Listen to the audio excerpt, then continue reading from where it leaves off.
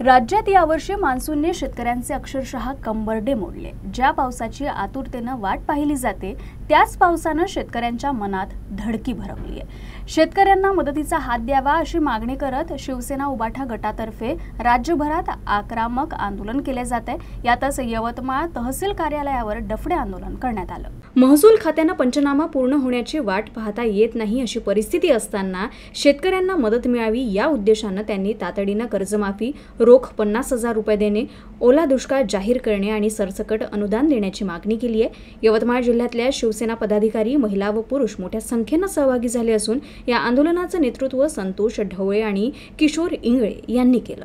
मागणी आहे यवतमाळ जिल्ह्यात आणि महाराष्ट्रात या सततच्या पावसामुळे शेतकऱ्याचं पिकाचं सोयाबीन असो, पराठी असो याचं मोठ्या प्रमाणात नुकसान झालं आणि शासन आणि प्रशासन यांनी झोपेचं सोंग घेतलं।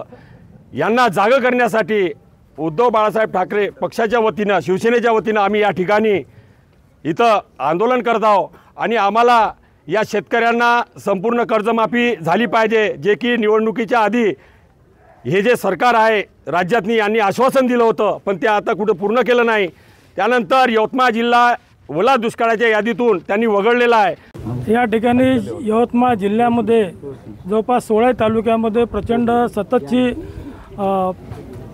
ओला दुष्काळ या ठिकाणी आलेला आहे। जवळपास मे, जून, जुलैमध्ये, ऑगस्टमध्ये, आता सप्टेंबर संपून राहिला तेव्हा प्रचंड प्रमाणात पाणी आहे आणि त्यामुळे जवळपास महाराष्ट्रातला 70,000 हेक्टर असो किंवा जिल्ह्यातला पूर्ण शेतकरी हा बाधित झाला आहे। शेतपीक तर वाहून गेला, सोयाबीन असो, कापूस असो, तूर असो, एवढंच नाही तर शेतजमीन जी आहे ते सुद्धा खरडून गेलेली आहे।